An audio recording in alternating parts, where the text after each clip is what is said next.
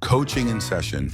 Your exclusive destination for unparalleled personal and professional growth. With your host, Michael Rearden. Whether you choose to live within limits or break free, your mindset journey begins here. Welcome, Kirk McCarley, to Coaching in Session. How are you doing today? I'm doing well, Michael. How are you? Doing well. Thanks so much for coming on. Today, we're going to be talking about your work, career development, and also leadership coaching. And I am definitely going to be asking about career because I know this is a big one for our audience where people are trying to find the perfect career for themselves. Maybe they have gone to college for a period of time, whether it be 2 to 4 to 6 to 10 years, whatever it be. They have a degree, they have experience with internships or jobs or whatever it be, but they did all this work and they spent all this time, but yet they're not finding happiness there. So that's going to be a big aspect of our conversation. And the last aspect is for the people who have found their careers and how they can be leadership or how they can be leaders in their own right, whether it be in the workplace or looking at leadership in a different regard of their family life. So there's just so many paths that we can go on. But before we go down on our journey, can you please tell us who you are, what you do, and of course, how you help people? First of all, I've heard that song before, Michael, about career crossroads and how do I get over the hump. But share a little bit about myself, Kirk McCarley, located in Northwest Florida. I'm an executive career leadership interview coach. So I work with a lot of the people who are going to be interested in what we have to talk about. I've been coaching for 9 years. I had a career in HR for over 30 years before I entered into this. And the way I got into it, late in career, I wanted to do something different because I had done HR, like I said, 30, 35 years. I hired a coach and was working with that individual. About the third meeting, I said, I want to do what you do. And that's where that launched. So coaches can help you identify entirely new endeavors besides making detours from where you are now or advancing in your career. So I hung out the shingle on that. I absolutely love it. I am part of the gig economy, and I talk to a lot of my clients about that. You're just not solely confined to one thing. You can do multiple things. So besides being a coach, I've been an employee of the Disney Corporation. They've got a little subsidiary called ESPN, and I've been working as a talent statistician with them for over 30 years. I did that while I was still a HR person. I'm a group exercise instructor, and last year I authored my first book. Many things on your list and on your accomplishments in life. And I can only see what people are going to say is, where do I find the time? How did you find the time? You have to prioritize it, first of all. Mm. I was watching an excellent short video from Stephen Covey earlier today. It's 30 years old as well, but it's the illustration of the jar. And the jar loads up with a lot of pebbles, and the pebbles are the distractions that we face in life. Run the kids to soccer practice. Oh, we've got a PTA meeting coming up this evening. An unexpected trip has popped up. I've got somebody coming into my office now that wants to talk to me about something. They have questions, and pretty soon that to-do list that we have with our priorities of work, family, life type issues, there's no room for that anymore. It's time to empty that jar and identify what's important. What are a person's values? And as I coach them, we begin with that. What is your priority? How are you going to put that at the front of the list? Going from there so that we've got the baseline filled with family, spirituality, work, education, looking to advance my career, looking to go into another career, and these other things start to become more secondary. So it's a coaching process and a process of self-discipline for sure. I like the idea of figuring out your priorities. And Stephen Covey is timeless. It doesn't matter if it was 30 days or 30 years ago. He has, or he is a man, was a man who could see what many people get distracted in. And I think people that get distracted in all the mundane, like the mundane things in life, we think of the cars, the houses, the accolades, materialistic goods, and we sometimes misconstrue what our career should do for us. Maybe the career has multiple facets. One should be we should have a career that's going to give us some money, right? Maybe for our lifestyle.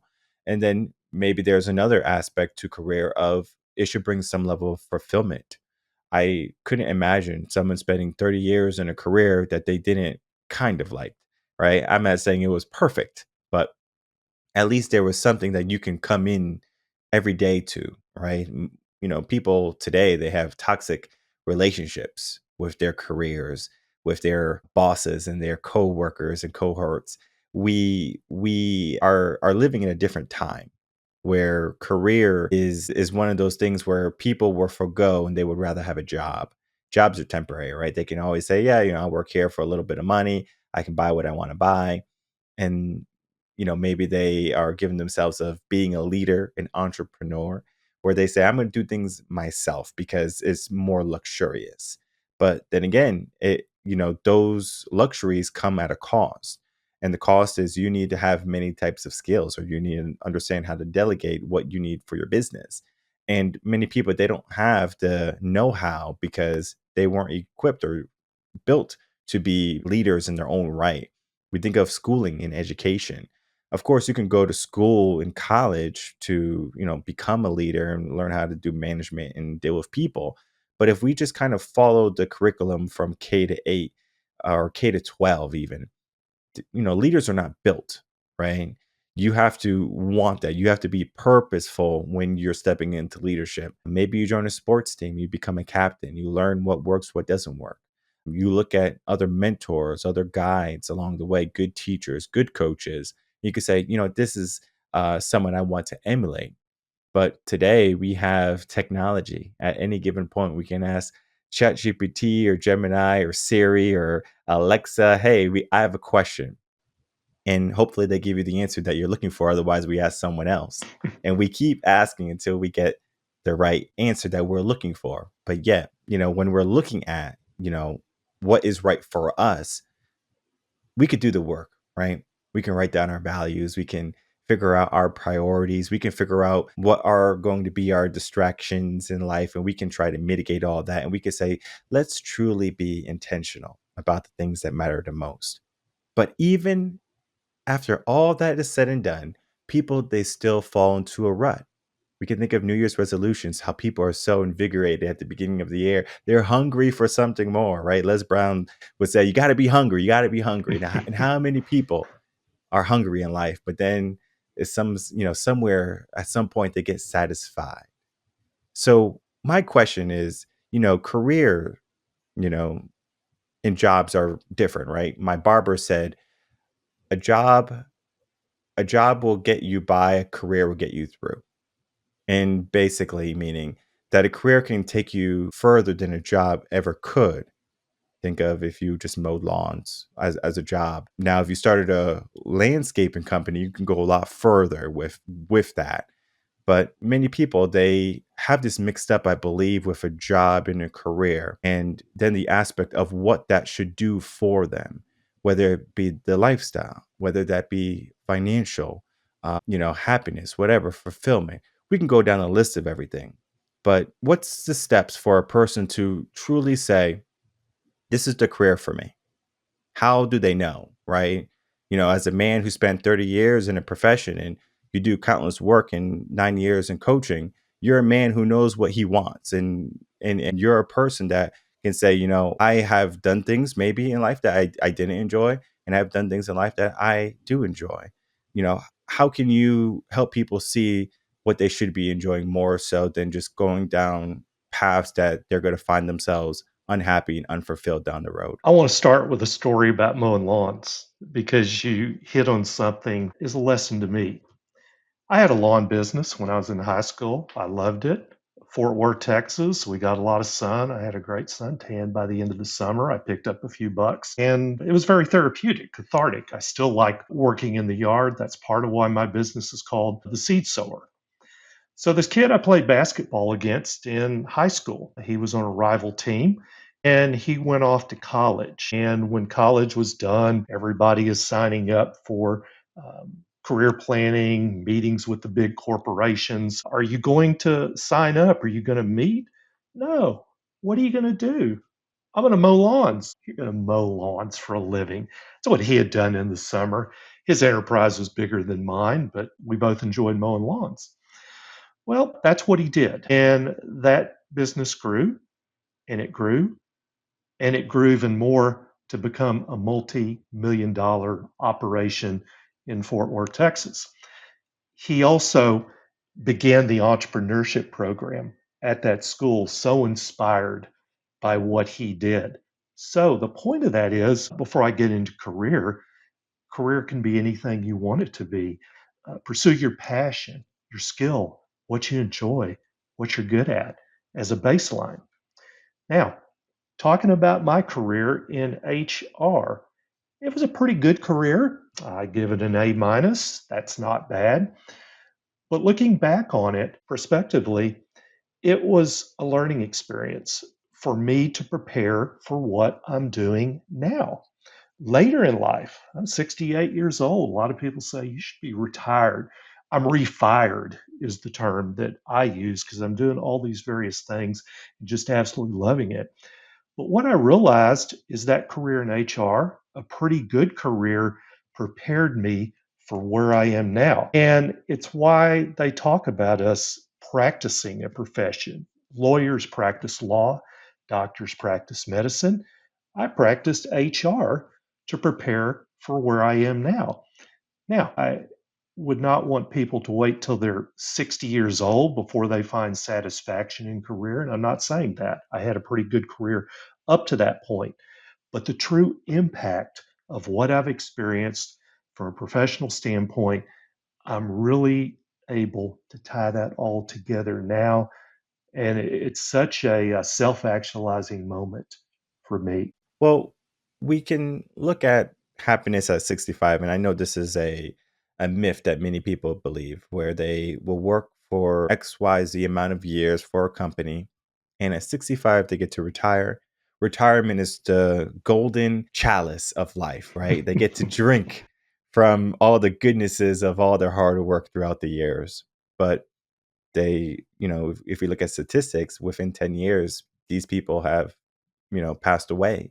So at some point, we need to give ourselves purpose, because what happens at 65 is they don't really have purpose anymore. So they might sit on their front porch and just yell at the kids, across the street or on the street or whatever they're doing. And maybe that can bring about some level of fulfillment. But the idea is most people, they just kind of sit back in their recliner, take a breath, drink their tea or whatever, and kind of just wait until there's no more days to go by, or someone calls them, or maybe someone from their family visits or whatever, right? That just kind of leads to this idea of people are waiting for life to happen, right? And all this time they have been living, going into a 9 to 5 or whatever it be. And now, they have no career past 65 because they retired. And as you said, you're a refire, which is important, I believe. But this idea, right, where work or with purpose is more than just an age or a season of life, right? It's something that we have to, as people or as humans, give ourselves this idea that we have to keep on moving and we have to keep on growing. It's the same thing with learning and education. If you're not learning, you're dying, right? Because you have to learn new skills in order to stay up with the times. Think of technology today, iPads and AI and all of these things, right? If you don't know how to use them, you're behind in the time. Um, Kids, right? My son is 3. He knows how to use an iPod or like an iPad better than my mom. So that right there is proof that technology is going to play a huge role in someone's career. But with time, things are going to change. What were some of the changes that you have seen in your life from technology, and then where people are going today with their career choices? Technology is the difference between where millennials and Z's are now and where I was back in the, let's say, 90s. We didn't have it. When you're out of the office, there wasn't an answering machine. There was a assistant, a secretary who would write down a note of somebody having called, put it on a pink notepad, and give it to you, and you return that call. There weren't computers. There was maybe a mainframe in place that a few people understood how that worked. Calculations were done on a calculator. There weren't Excel spreadsheets. We were in a mainframe environment. COBOL, BASIC, Fortran were the languages, the programming languages that were used back then. So the evolution happened rather quickly, but every year there was something different to adjust to. It was 1995. I started using a laptop, using somebody to dictate notes to, which I did early on, became an obsolete practice. It was no longer craft something on a piece of paper and give it to someone to type. It was, I could do it myself. I could alleviate a step. I say that to talk to people that I heard that would speak to me so often about, I'm doing the job of two and a half people that two and a half people did 10 years ago. My response was, you should be able to do that, because if you've kept up with the times, you've become more efficient in the job that you're performing. You've kept your skills updated. You have educated yourself. You're better than you were 10 years ago. If you're not, you've stayed the same, you haven't advanced. So that's what's contingent upon each of us. I loved when I was working in HR, Michael. I had assistants that I could delegate things to, particularly as it pertained to technology. Now I delegate to the person that I look at in the mirror every morning when he gets up and say to myself, son, you better go figure this out.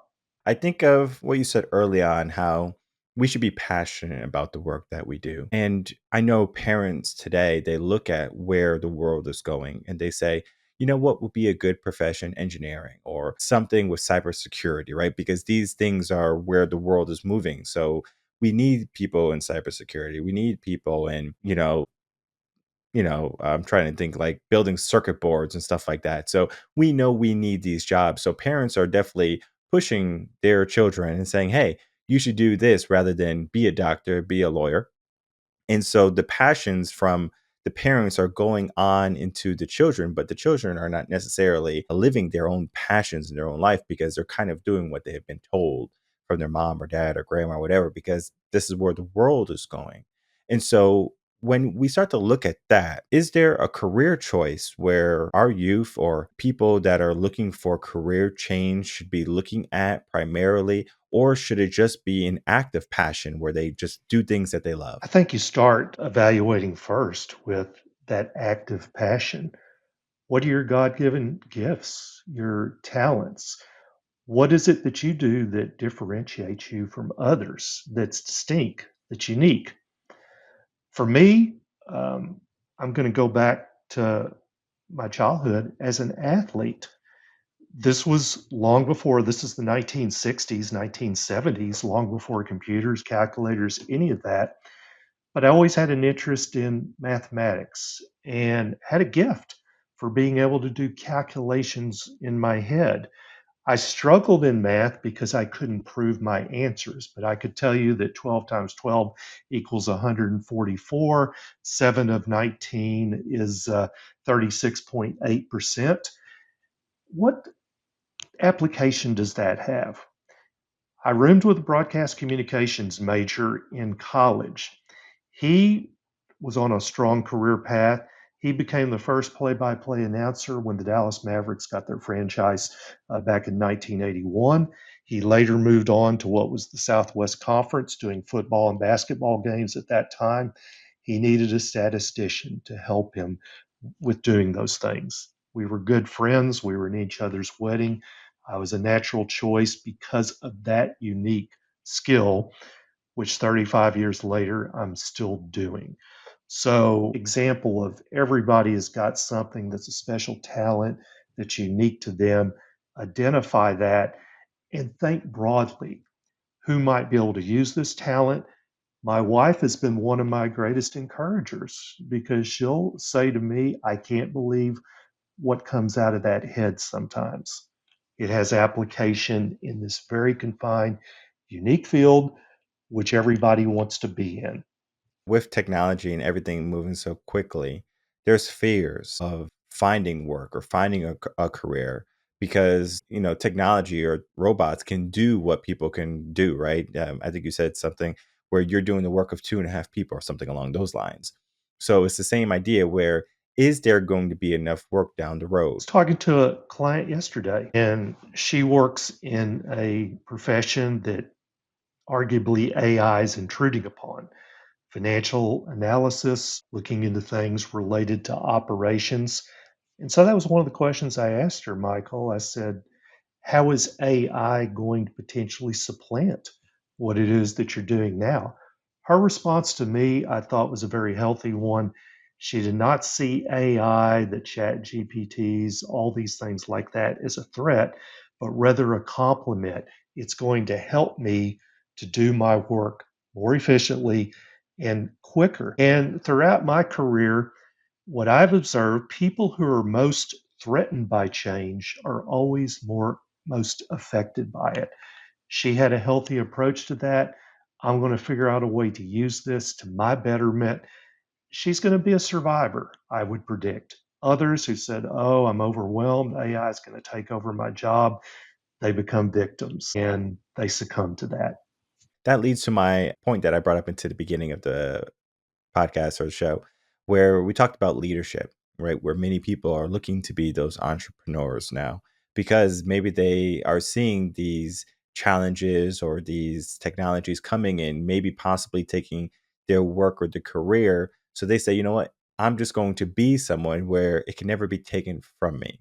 Because if you are the CEO of your company, you are always going to have work, right? You always have to do the work. Of course, you can delegate a lot of it, but or your responsibility is to make sure that the company is going to, stand the test of time if you wanted to.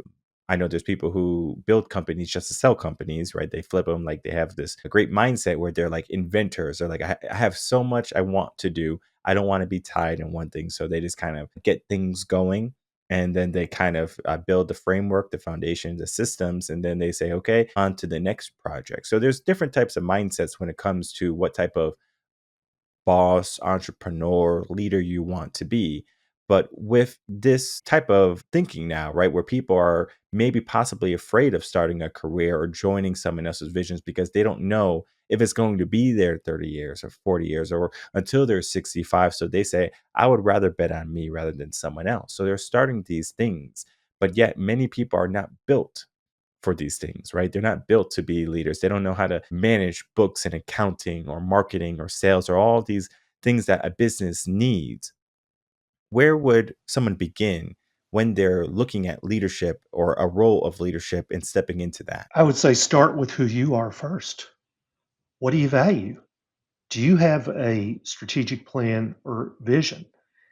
And for many people, I'm hearing now, I want to have impact. I want to impact, be a positive impact on those that I interact with, change lives. I want to kind of be metaphorically like the little boy who is on the seashore throwing starfish back into the sea and saving them one at a time when there are doubters who say, what difference are you possibly making? He responds back, I'm making a difference to that one. So, what do you value?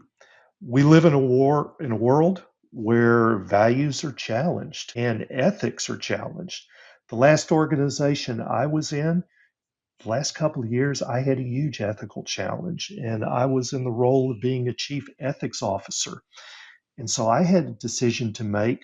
Was I going to stand up for what I believed to be right, which I did?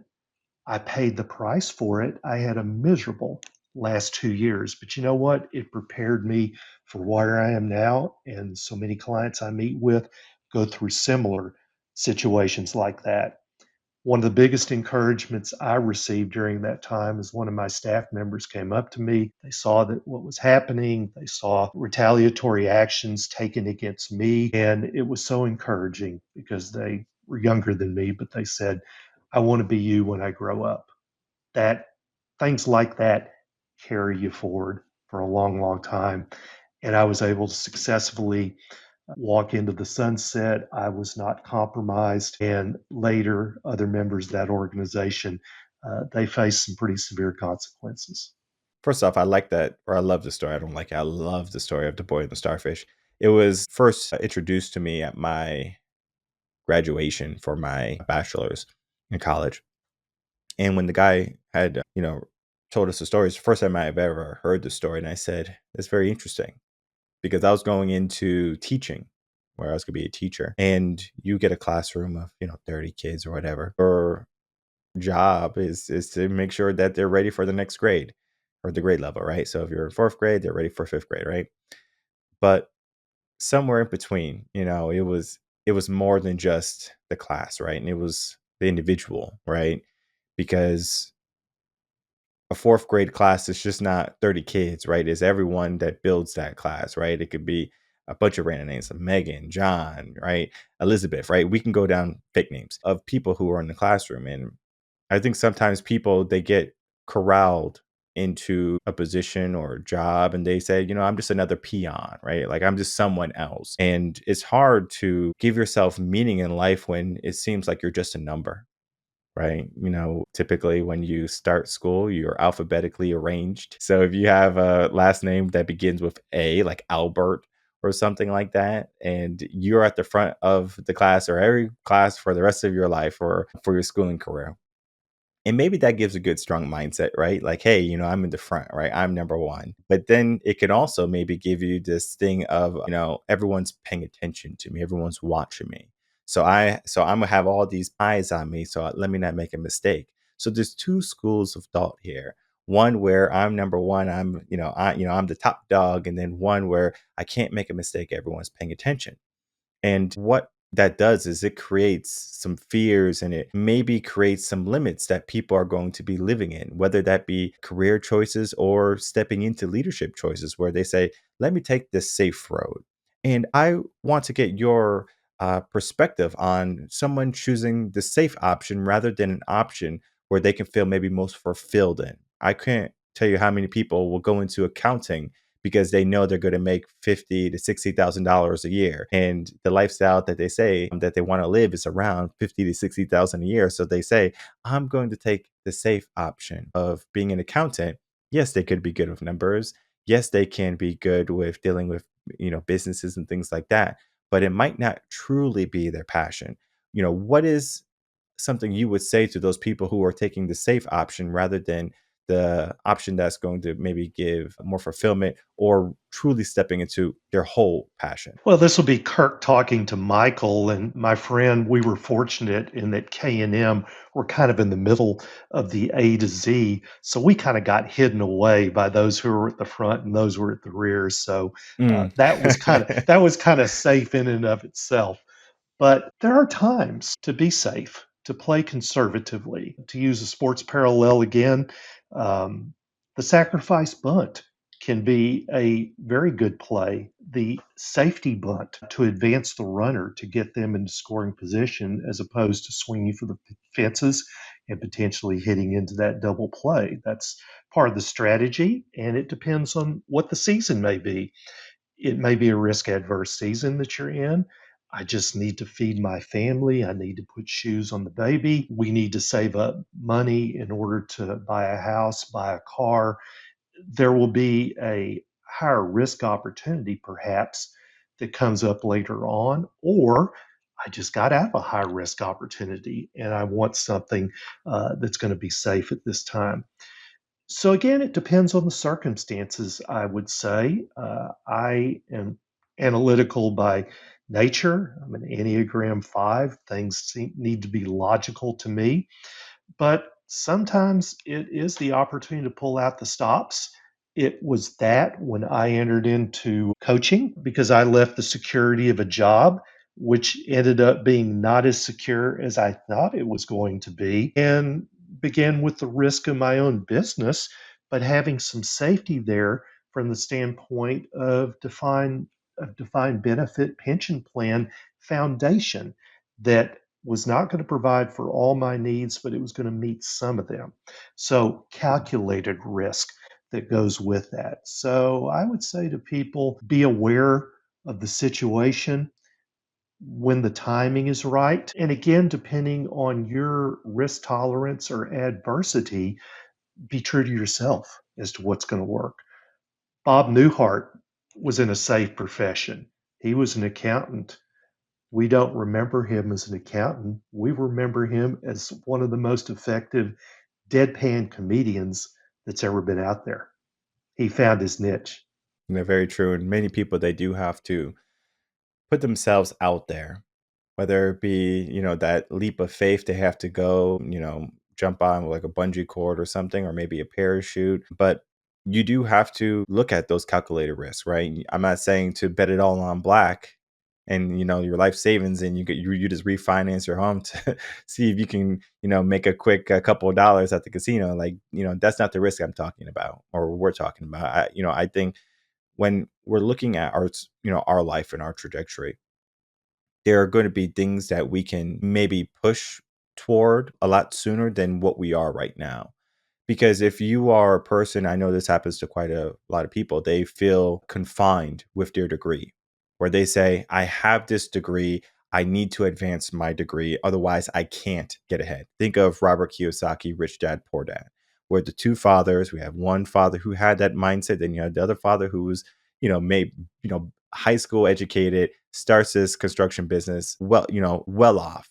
But it requires this idea of knowing what you need to do, right? There's going to be people who say, I need everything perfect before I take action. And then there's going to be other people who are going to say, I'm going to get mentors. I'm going to get coaches. I'm going to get guides to help me along the way, right? I'm going to get resources, whether it be videos, books, podcasts, whatever it be, to give me the next step that I have to go on, right? This can be systematic in a sense, very similar to how when you were getting coaching on your third session, you said, I want to do what you're doing, right? And that's this idea, right? Where coaching is not just, hey, you're going to come talk to me for some therapy and I'm going to say, oh, you have so much going on, I'm here to support you. No, no, no. I'm all about results in my coaching, where if you're coming to me, you're coming to me for a reason. And we are going to make sure that reason becomes a reality. And that is what coaches are there for, right? To look at where you are, to look at all of the circumstances that you're currently in, and then to, of course, work with you to take those calculated risks. Because I think when it comes to our potential, or maybe what we can do, we're capped at what we have been told, what we currently think. But when someone is there on, same side of the table saying, hey, I know you can do more, right? I can see it within you. That right there can be, worth its weight in gold. And so this is why I love having other wonderful coaches like yourself come on, Kirk, and to not only talk about your work and what you have been through in your life, but to be that coach or to be that guide for someone who might be looking for guidance. And it's important that, we are giving people their perfect fit, right? Maybe not perfect fit, but the fit that's going to work for them. And I always say this because this is like who I am. I'm very spicy, right? Where like if you want someone to kick your butt, call David Goggins or call me. All right. Don't call me if you want, like some, tell me your sob stories and you want me to say, oh, you poor thing. It's not me. I'm not saying it's Kirk either, but what I'm saying is there's going to be coaches and there's going to be different flavors for everybody, right? And from speaking with you, Kirk, today, like I can truly tell that you are a man of passion. You are a man who loves his work. And I'm not sure if you know about this, where your friend got into a position and he thought about you. That says something, right? It's like, I can rely on Kirk. That means that anyone who reaches out to you today or in the next couple of weeks or months or whenever they listen to this episode, I'm sure they can count on you also. So with all that being said, Kirk, I would love to get some final words, of course, from you. And then please tell everyone where they can find you, reach out, and begin working with you. Michael, I'm a rich man, not from a monetary standpoint, but coming back to what you talked about, my friend bringing me in as talent statistician, the connections, the network that I have in all different kinds of aspects of life, friends that we'll go out with as couples, people that we go to church with, that we have deep spiritual relationship with, folks that I played sports with, people that I work with in the sports industry And of course, the clients that I have, I mentioned I published a book last year, now readers that are hearing some of my observations about leadership communications and connecting with me as a result of that. I guess my encouragement to people, um, you mentioned about our coaching styles, and you sound like you can be pretty good at kicking butt. I can be that way as well. Our methods may differ a little bit. I was thinking about this lady I was coaching yesterday, and I told her, there's more there. I'm curious. I want to see that come out. I'm not quite sure how that's going to happen, but it was a very encouraging statement from my standpoint, but a challenging one at the same time to get her to thinking about what is more that I have to reveal about myself in order to attain the success that I want for my life. So that's what goes into my coaching. It's sort of like Magic with the Lakers, Jordan with the Bulls.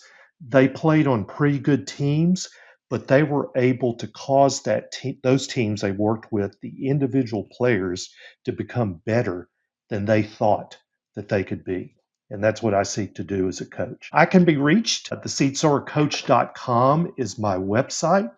I'm at Kirk at theseedsowercoach.com. I'm here in Northwest Florida. If you want a book on communications, leadership, sports, observations about life, things that you can apply, Thoughts for My Kids and Other People's Kids is available out on Amazon or at your local bookstores. Grab a copy of it. I'd be much indebted. And Michael, I want to thank you for sharing some of your day with me today. It was my pleasure.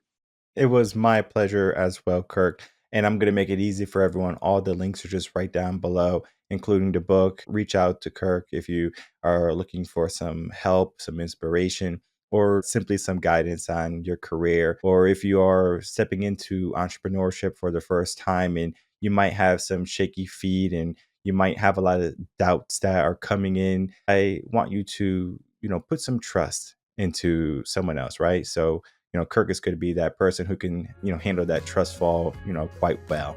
As you were saying with that client, I'm curious, like I think there's something there. I know if you're listening to coaching in session, the curiosity is always ringing in your ear.